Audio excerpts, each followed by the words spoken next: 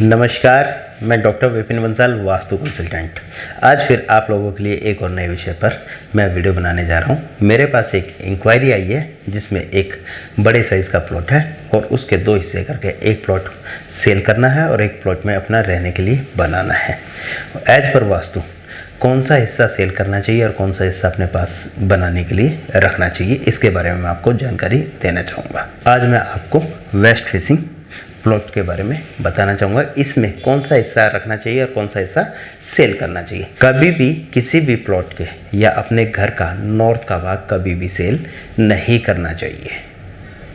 ये मेरा अपना अनुभव भी कहता है और वास्तुशास्त्र भी कहता है। लेकिन इस प्लॉट में नॉर्थ वेस्ट का भाग बढ़ा हुआ है। कहाँ से? नॉर्थ ईस्ट का एरिया कम हो रहा है और नॉर्थ होते हुए नॉर्थ वेस्ट का एरिया बढ़ रहा है।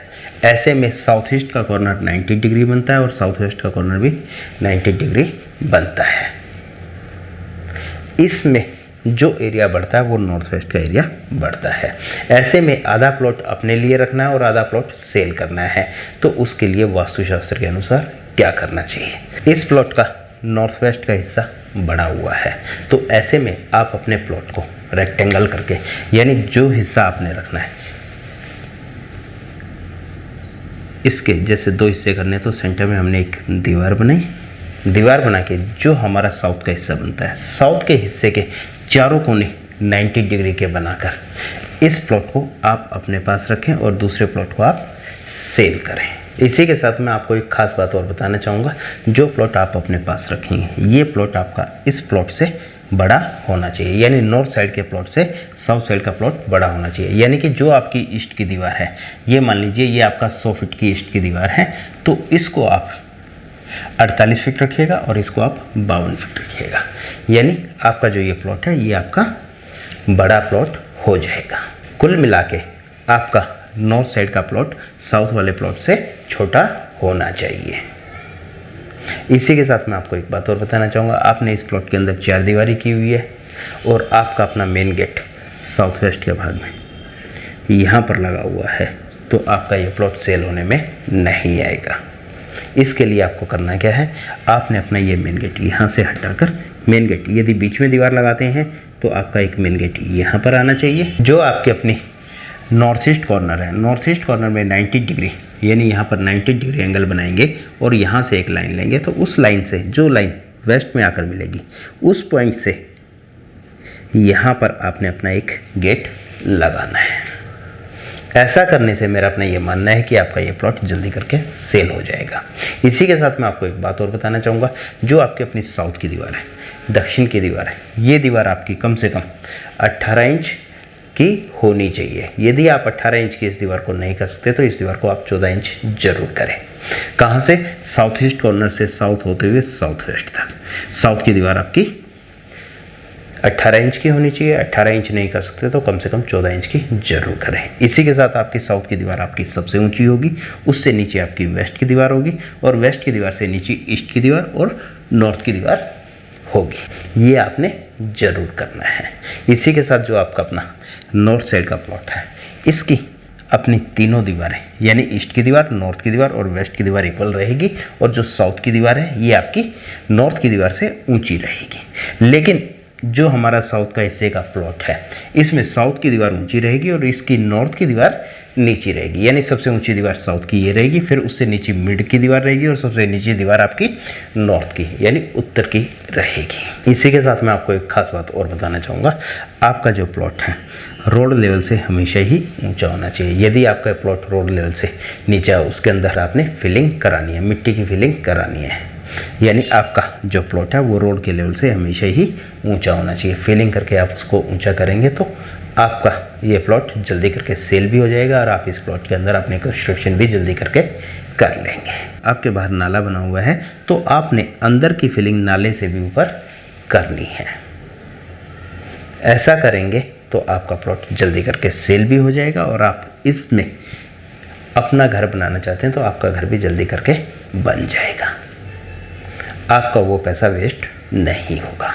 वरना बहुत सारी जगह ये भी देखने में आता है कि हमने प्रॉपर्टी तो सेल कर दी, प्रॉपर्टी सेल करने के बाद जो पैसा हाथ में आया वो पैसा कहीं ना कहीं गलत जगह उलझ गया और वो पैसा रिटर्न भी नहीं आता। वो पैसा भी कोई काम नहीं आता, यानी प्रॉपर्टी भी चली जाती है, वो पैसा भी हाथ से निकल जाता है, वो व्यक्ति फिर से परेशानियों में उलझ जाता है। जब आप अपने प्लॉट में काम कराएं तो मेरी इन सब बातों का ध्यान जरूर रखें।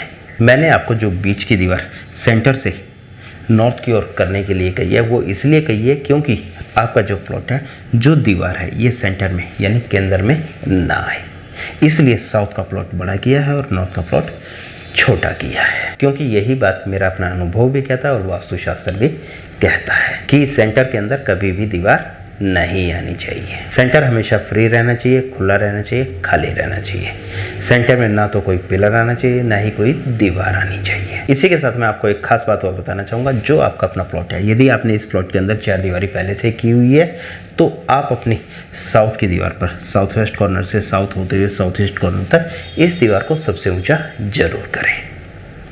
ऐसा करने से आपका प्लॉट भी सेल हो जाएगा और आपके काम भी बन जाएंगे। इसी के साथ मैं आपको कुछ खास बातें और बताना चाहूँगा। यदि आपने 4 दीवारी पहले से की हुई है तो काफ़ी समय हो गया, तो होता क्या है, 4 दीवारी में से ईंटें उतर जाती है, गिर जाती है। बरसात के समय में कई बार क्या होता है कि दीवारें या तो झुक जाती है या गिर जाती है। यदि आपके यहाँ दीवार झुकी हुई है या गिरी हुई है तो उन दीवारों को आप सीधा जरूर कराएं। इसी के साथ जो दीवारों के ऊपर से रद्दे उतरे हुए हैं, कहीं से भी कितने भी रद्दे उतरे हुए हो, उनको आपने पूरा जरूर कराना है, यानी दीवारों का लेवल इक्वल जरूर कराना है। साउथ की दीवार आपने ऊंची करानी है, बाकी की तीनों दीवारें आपकी इक्वल होंगी।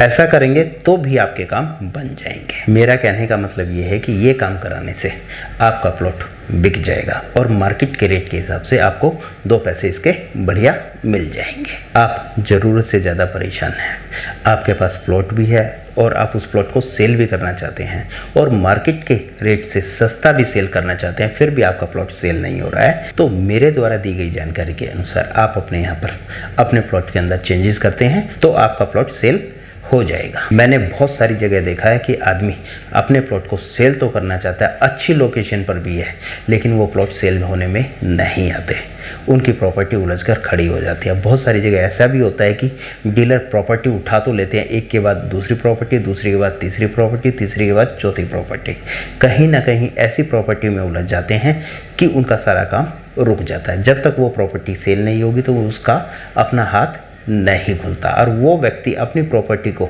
मार्केट रेट से काफ़ी कम रेट में भी सेल करना चाहता है, फिर भी वो प्रॉपर्टी सेल नहीं होती। यदि आपके साथ भी ऐसा हो रहा है तो मैं आपको कहना चाहूँगा कि आप मेरी इस वीडियो को ध्यान से देखें, सुने, समझें और विचार करें। आपको लगता है कि बंसल जी की बातें सही है तो इस प्रकार बदलाव करने से आप अपनी समस्याओं से छुटकारा पा सकते हैं। मैंने अपने YouTube चैनल पर 225 प्लस वीडियो अपलोड की हुई है, उसमें वो रेजिडेंशियल भी है, कमर्शियल भी है और इंडस्ट्रियल भी है। आप मेरी उन वीडियो को देखकर भी अपनी समस्याओं का समाधान कर सकते हैं। आप सभी अपना कीमती समय निकालकर मेरी वीडियो देखते हैं, उसके लिए मैं आप सभी का तहे दिल से धन्यवाद करता हूं। आपको मेरे द्वारा दी गई जानकारी अच्छी लगी तो मेरी इस वीडियो को अपने सर्कल में शेयर भी ज़रूर करें, लाइक भी करें और आपने मेरे चैनल को अब तक सब्सक्राइब नहीं किया है तो आप मेरे चैनल को सब्सक्राइब भी कर लीजिएगा और साथ में बेल आइकन भी ज़रूर दबाएं ताकि मेरे आने वाली जितनी भी नई वीडियो है उनकी नोटिफिकेशन आपको सबसे पहले मिले। आप भी अपनी किसी साइट के प्रति हमसे वीडियो बनवाना चाहते हैं तो आप हमसे वीडियो भी बनवा सकते हैं और आप अपनी किसी भी साइट के लेआउट को भेजकर हमसे सलाह लेना चाहते हैं तो आप हमसे ऑनलाइन सलाह भी ले सकते हैं और आप अपनी किसी भी साइट का मैप बनवाना चाहते हैं तो आप हमसे वास्तुशास्त्र के अनुसार अपने यहाँ का मैप भी बनवा सकते हैं। ये सभी सेवाएं हमारी चार्जेबल रहेगी, पेड रहेगी। हमारे पिताजी द्वारा लिखित प्रथम पुस्तक लक्ष्मी प्रवेश कैसे हो, जिसमें उन्होंने वास्तुशास्त्र के साथ साथ अपना अनुभव भी लिखा है। हमारे पिताजी ने इस पुस्तक को छपवाकर समाज में बांटा और समाज ने इस पुस्तक को पढ़कर भरपूर लाभ भी उठाया। आप भी हमारी यह पुस्तक मंगवाना चाहते हैं तो नीचे स्क्रीन पर दिए गए नंबर पर संपर्क करके आप हमारी यह पुस्तक मंगवा सकते हैं। इसी तरह अगले प्रोग्राम में फिर एक नए विषय पर चर्चा करेंगे। तब तक के लिए नमस्कार।